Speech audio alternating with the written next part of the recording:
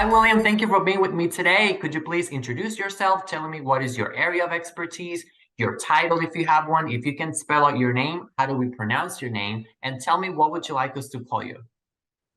My name is William Hanson, H-A-N for November, S-O-N for November.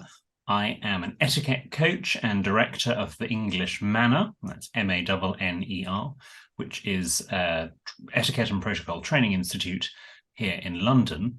And it was founded back in 2001 by a former member of the royal household to Queen Elizabeth. Awesome. Thank you for being with me today. We really appreciate your time and your expertise. So, as we're preparing our coverage for King Charles' coronation, what has been released from the palace so far when it comes to details about the coronation, and what are your thoughts about it? Well, we're speaking in early April, and so far we don't know that much about the coronation, which is both exciting if you are a royal enthusiast like me, but also deeply frustrating if you're having to talk about the coronation in the press, because we don't really know an awful lot at the moment. We know the date, it's the 6th of May. We know the ancillary events that will be taking place around the coronation, such as the pop concert at Windsor Castle, the big help out on the bank holiday Monday. We know all the other elements. We know that, for example, the President of the United States will not attend. So we know little bits, but in terms of the actual length of the service, who else will be there other than the ones that you can predict, the British Prime Minister, for example, and members of the cabinet, leaders of the opposition parties, we don't know that much yet. I'm sure more will be revealed and released by the palace as we get closer to the 6th of May. But I'm sure there will be things that will be surprises for everyone on the day. So so what I'm understanding from what you just said, so outside the traditional structure of the coronation, there's not a lot of details that have been revealed as of now. No, I mean, there are 6 key elements to the coronation service. Now, we should just say the last coronation we had in 1953 for Queen Elizabeth was almost 3 hours in length. This one, I'm sure, will not be 3 hours in length because life is very, very different in 2023 to 1953. And so they are going to have to shorten it because people on TV and people in the Abbey itself are just not going to sit through that anymore. But the 6 key parts for any coronation, whether it was Queen Elizabeth's, Charles's, or William, the Prince of Wales, when he accedes to the throne, will be the recognition, the oath, the anointing, the investiture, which that includes the crowning, the bit where the crown goes on the head, the enthronement, and the homage. Those are the 6 key parts. Other than that, you can sort of do what you like, apart from those 6 key parts, which follow a very set formula set out in ancient manuscripts, the Liber Regalis, which goes way back thousands of years and sort of has been the template for every coronation that we have had since even pre-1066, but really 1066 onwards. So those things, so that basic structure, that traditional structure, cannot be changed by any means. It's set in stone, sort of say. You certainly have to have those 6 key parts, whether you sort of trim elements to sort of still have those 6 key parts, but you maybe have the 15-minute version rather than the 30-minute version of one of those parts. This is all the detail that we don't know yet. We may not even know until the morning of as to what will happen when we see the order of service for the coronation. And usually, if we look at things like royal weddings or royal funerals, normally the order of service is released either the evening before or the morning of. I suspect that will be very similar for the coronation. I don't think we'll be getting it tomorrow, for example. There was a lot of coverage and memes and discussion and everywhere. I'm sure it was far different over there in the UK when it comes to the musical acts that were rumored to be performing and what happened over there. What was the discussion and what are your thoughts about that?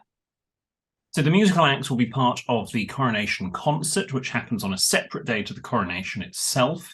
That is, and it will be happening at Windsor Castle. So viewers may be familiar with the concerts that have happened for the Platinum Jubilee last year at Buckingham Palace, or for the Diamond Jubilee, or the Golden Jubilee, again, all at Buckingham Palace. Interesting that they've put it at Windsor Castle to sort of go it's different reign, different location. Let's have it over there. And also, Windsor Castle is beautiful. It's spectacular. So let's make use of that space. But it's not, the concert is not, oh, we must have this because we're having a coronation. It's not set in stone. It's purely optional. It's the fun, light entertainment aspect of a royal occasion. And we've seen them, obviously, for the Jubilees for Queen Elizabeth over the last however many years.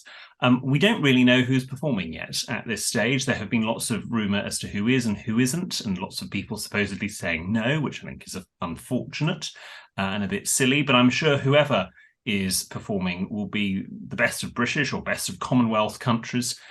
So we might see Australian artists, for example, being a Commonwealth country. We shall see. Wonderful. I'm sure a lot of people are excited about that specific portion of the ceremonies. Will only King Charles be crowned, or also Queen Consort Camilla? Like, how does that work? So one key difference between the 53 coronation and this year's will be that there are two coronations, in effect, or two crownings. There is the main one, the one we're all there for, which is the king.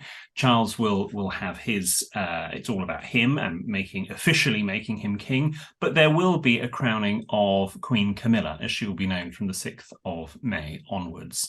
It won't be sort of quite as lengthy and in detail as the king's coronation, but Camilla, as queen consort, will have her own coronation of sorts. And how that differs from the 1953 coronation was, of course, Philip, the Duke of Edinburgh, the consort to Queen Elizabeth. He did not have a coronation or a crowning as part of it, because he was a man and she was a woman. His wife was the queen. And if he had been crowned, he would have become a king, and a king outranks a queen. And so the spouse of a female monarch sadly does not get a coronation. And you can debate the pros and cons of that another time. Yeah, and I'm sure that's a question that a lot of people have. Why the men get to be princes and women get to be queens or queen consort? So that leads to the next question. What is queen consort, for people who don't know what this term is? Will Queen Consort Camilla will have the same power or influence as Queen Elizabeth? So a consort, before we come to the queen bit, a consort is just the spouse, in effect. I'm married to my husband. He, in effect, is my consort. I don't call him that. That would be ridiculous. But he is my consort. In a royal term, a consort is the spouse of the blood royal, in effect. Here, the blood royal is the king, and so his wife is the queen consort. If we look at our previous monarch, Elizabeth, her consort was Philip. Now, he wasn't a queen consort, obviously, because he was a man, but he was a prince consort. If we look back at Queen Victoria, for example, her husband was also a prince consort as Prince Albert. A queen consort is not the same as a queen regnant.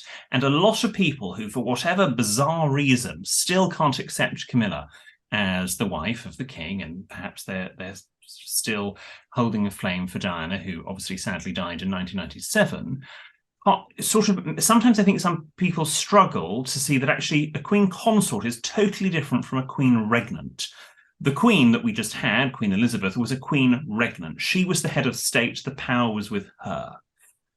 If you are the wife of a king, you are a queen consort. It is purely a title. There is no power that comes with that in terms of direct power. She cannot pass laws. She cannot send people off to the Tower of London to be beheaded. There is nothing that comes with it. It is purely a title. So people perhaps just need to relax a little bit. We're not saying Camilla is on a par with Queen Elizabeth, her mother-in-law. It's two very separate things. Yeah, and I'm sure that's important to clarify for folks out there who don't understand the differences of that accompanying title to the main title, I guess. What will her duties be, and what won't be her duties? And do you mean duties on the day of the coronation, or just generally throughout the reign? Yeah, after she gets crowned as queen consort. In terms of what Queen Camilla's duties will be, as Queen Consort, to be honest, very similar to what they have been in the past when she was known as the Duchess of Cornwall, or what they have been in the few months since September 2022, when Charles acceded the throne on the death of his mother. It's going to be meeting and greeting, hosting, being hostess for the nation, supporting her husband as the king. So we're not going to see anything particularly different in terms of what she does. It's to support charities, to raise awareness of good causes, and to do the general goings on and day-to-day business of the royal family. So nothing really changes. Perhaps what does change is maybe the profile that her attendance at a particular event gets as a queen consort, rather than as a Duchess of Cornwall as it was, and maybe the intensity as well. There's going to be more of them. In your own opinion and experience, what do you think her biggest challenges will be? I feel incredibly sorry for Queen Camilla, because so many people have already made up their mind about her, and made up their mind about her in the 1980s, if they were around then, and aren't necessarily open to changing their point of view. Camilla is incredibly hardworking, has not put a foot wrong, never complained. You absolutely never hear her complain about all sorts of things. There are rumours that, back in the 80s and 90s, when the marriage of Charles and Diana was falling apart, Camilla would be out and about as a member of the public in a supermarket, and people would throw melons at her and oranges and fruit. There's all sorts of rubbish that we've heard. Never once has she complained, cried in public, done interviews with journalists and saying, oh, how awful my life has been. She has just closed her lips, got on with it. And I think you've got to be a pretty silly Billy not to respect that. And I think Camilla is a huge asset to the royal family. And I would hope that eventually people will understand that actually that was the person that Charles was meant to marry back in the day. Unfortunate that he was driven into that, the marriage with Diana, as I think both Charles and Diana would agree. Yeah, and on that same line, like, what would Charles' biggest challenges be, not only as a king, but also holding this sort of different place in the public eye around, like, worldwide, basically? I think whoever came next after Queen Elizabeth had incredibly big shoes to fill, whether it was Charles, or if Charles had died before the Queen died, for example, and it became William. Whoever was going to take over from the Queen, it's almost an impossible job, because Queen Elizabeth did such a good job in that. So Charles has got a tricky role, but so far he's doing really, really well. I think you've got even sort of fairly reluctant monarchists or ardent Republicans will admit that actually he hasn't put a foot wrong. He's been thrown some very difficult, challenging tasks and problems given to him by members of his family, and I'm sure he would have chosen not to have those thrown at him, but he's handling it with grace. And I think the key difference between Charles as Prince of Wales and now as monarch is perhaps some of the meddling that he has been accused of will have to stop, and indeed has stopped as far as we are aware. He can't sort of suggest something to a member of parliament or a government minister. He has got to be neutral, and so far that is happening. Yeah, what do you think are the biggest misconceptions out there about this specific ceremonies and crowning ceremonies throughout history? Oh, that's a very good question you've asked. I think that one of the biggest challenges with this coronation coming up in May is getting the balance right between pomp and ceremony and sort of what we want from a royal event, and acknowledging the wider global economic situation that we find ourselves in, particularly in Britain as well. And you want glitz, you want glamour, you want that regal fairy dust. But if we have too much of it and too much ostentatious wealth in a cost of living crisis, some people are going to find that jars. However, remember the 1953 coronation was not long after the end of World War II. There were parts of London that were still rubble because it had been bombed during World War II. Rationing had only just come to an end.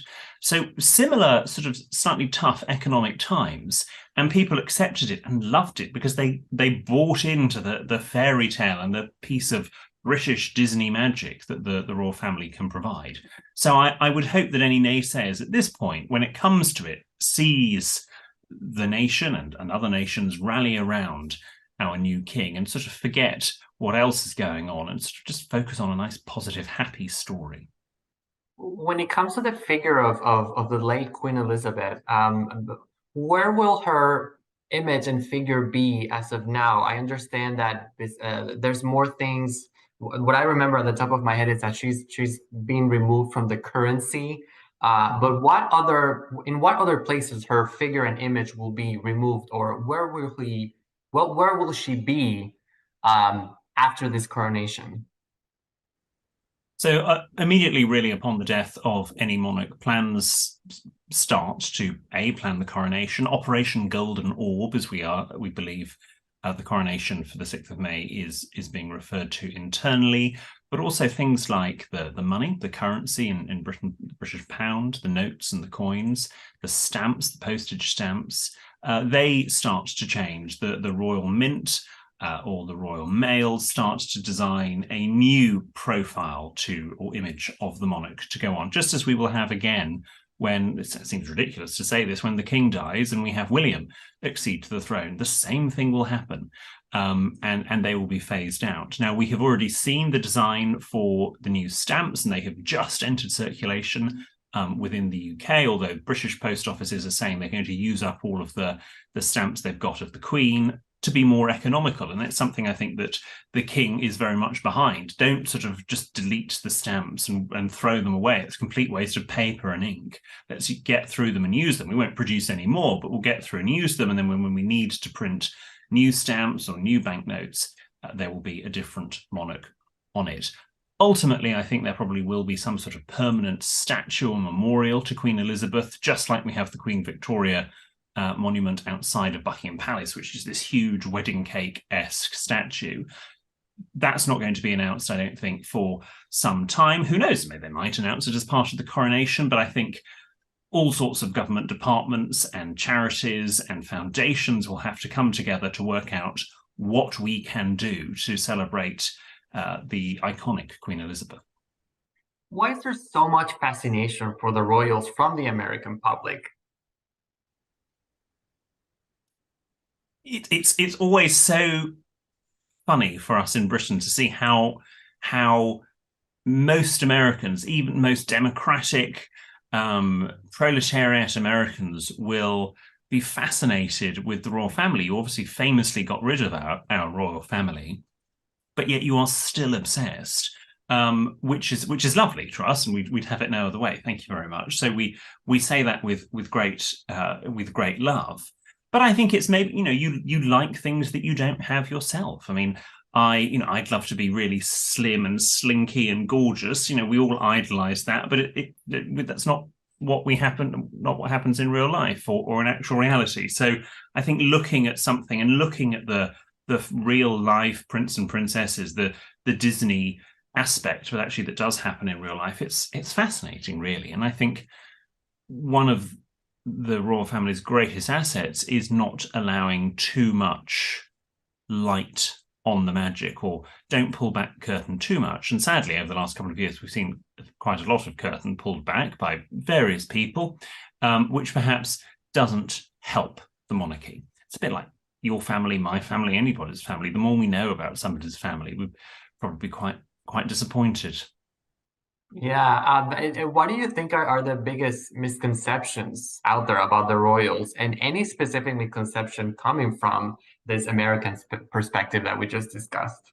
I think one of the biggest misconceptions and problems that arise if you have not grown up with a royal family within your culture is that you don't really know exactly what they do. And I think you can fall into the trap of watching The Princess Diaries, for example, fantastic film with Anne Hathaway and Julie Andrews, and thinking, well, it's just like that. and it isn't. There's a lot of incredibly tedious, boring, unglamorous work that the royal family do that's all incredibly worthwhile and worthy and needed, that a lot of people don't understand. And I think people, let's say people from California, can perhaps think, oh, okay, well, the royal family, it's just royal escort, it's nice, sort of dressing up in nice clothes, parading around a sports ground with a horse-drawn cart, going to a nice state banquet, meeting the president of whatever country, and that's being a member of the royal family. And the rest of the time, you just sit in a nice house. And it's not. It's opening up the nursing home in some tier 4 city in Britain and chatting with people that maybe have Alzheimer's, that have other degenerative illnesses, that maybe can't hold a proper conversation. And it is a little bit awkward and it's unforgiving, but to them is incredibly important and brings so much hope and prosperity and goodwill. And there's a lot that we don't see. And I think if you grow up with them in sort of looking at them from afar and not being a keen student, you can be tricked into thinking it is all sort of living a grand celebrity lifestyle. The royal family are not celebrities, and the key difference is that because the British taxpayer fund the royal family, they have to be accountable. So actually, yes, we do want to know how much it costs to do at your home because it's our money, not yours. Wow, and that's incredibly important to clarify. What are the key royal etiquette uh, tips that are always used by the royal family, and which ones of those tips should we use on our day-to-day life?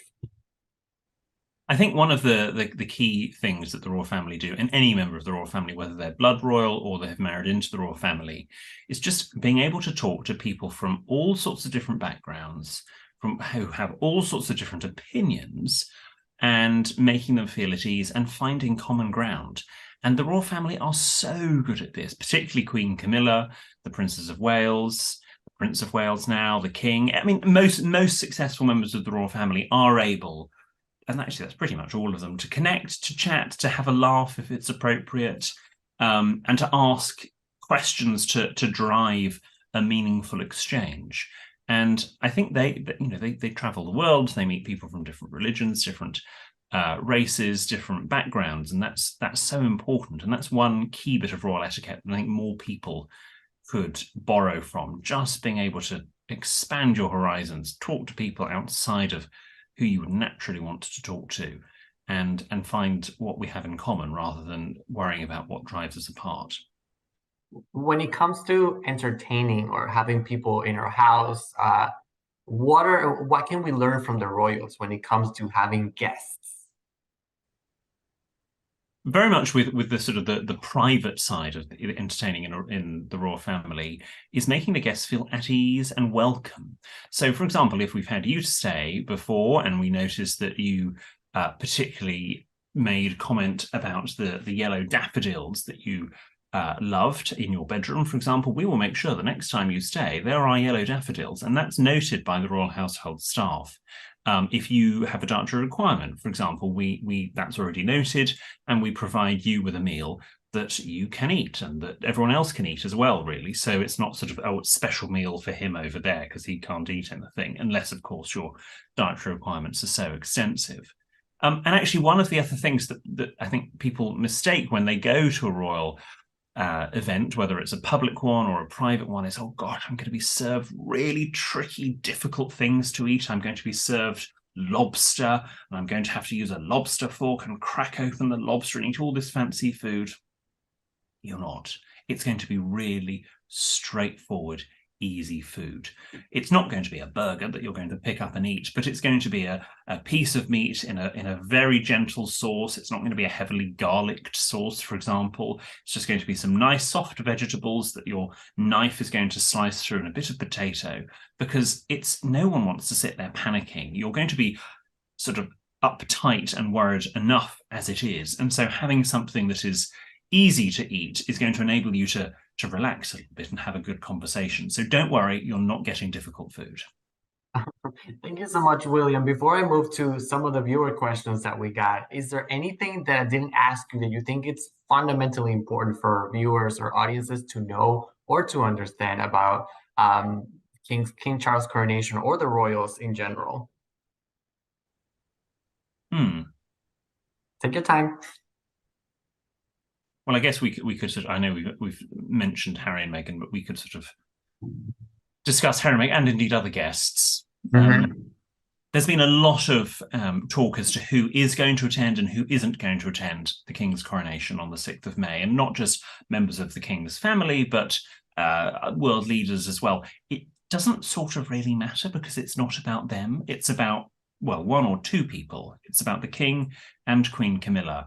And actually, the process of crowning a new monarch, the recognition, the oath, the anointing, the investiture, the enthronement, and the homage, those are the most important things, not the guest list.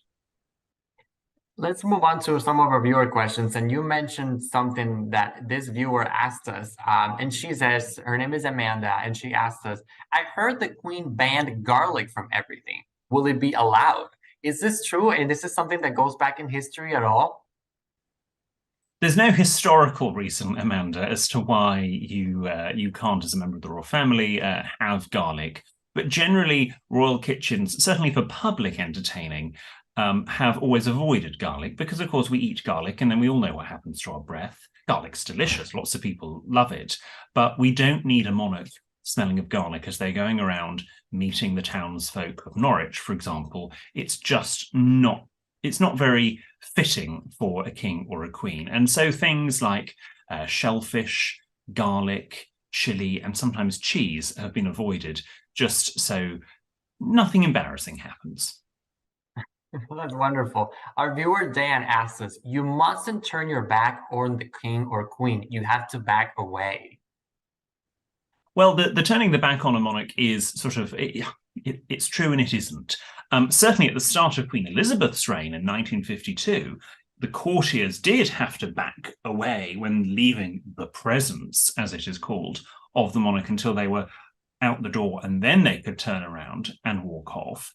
And actually, Queen Elizabeth and the Duke of Edinburgh quite quickly realised that was ridiculous and also was going to become a slight safety hazard if someone was going to trip over. And so they said, you just take one or two steps back and do your bow, do your curtsy, and then you can walk off. You're not obviously going to turn your back in somebody's face, but actually I would also say you shouldn't turn your back immediately on anybody, whether they're a member of royal family or not. So you don't need to completely remove yourself from the room, looking down, bowing and scraping. But going back a few hundred years ago, yes, that would have been the case. Well, and so many things that change with the evolution and passing of time in society and whatnot. Yes. Another question. The viewer asks us, when you get invited into an event or you're in the presence of, don't start eating until the queen, king, or king takes her first bite. Is this true?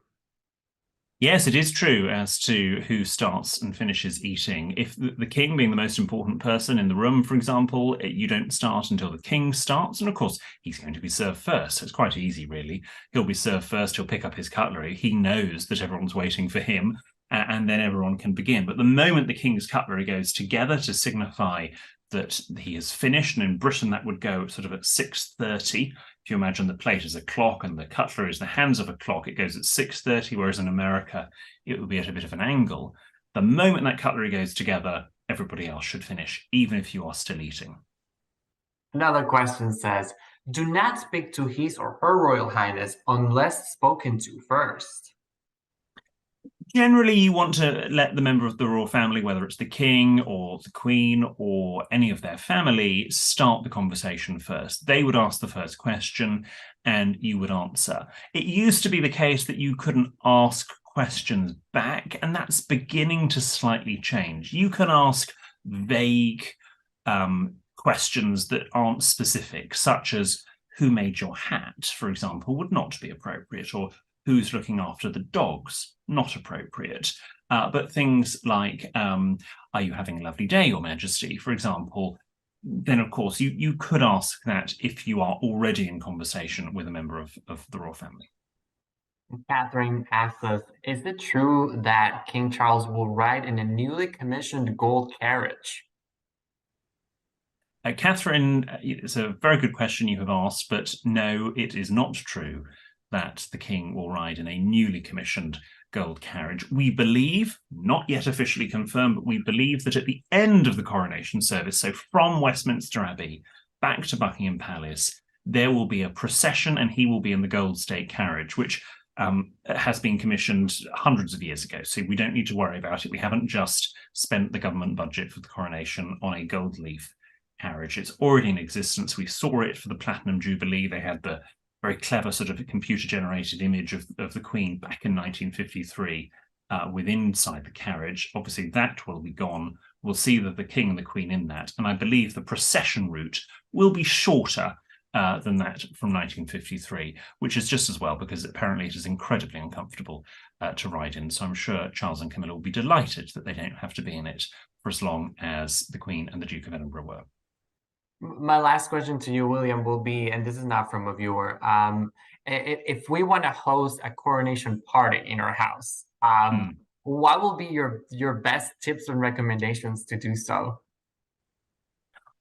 I think with any party, look after your guests, have plenty of food, plenty of drink, make people feel at ease, make sure you've got the television up nice and loud, for example, so people can hear what is going on, particularly during the service itself, and also set some ground rules. Some people, when they get together to watch coronations, royal events, like to sort of listen to the TV commentary, not be interrupted by the commentary of the people gathered at the party, whereas others are less worried about that. You could, if you have two televisions, have two rooms. You can have the ardent royalists room where they go in and sit there with a notepad and listen to every word that is being said, and then you can maybe have another television showing it, but with the volume turned down so people can chat and not worry too much about what's going on. That would be good etiquette in my book. Thank you so much.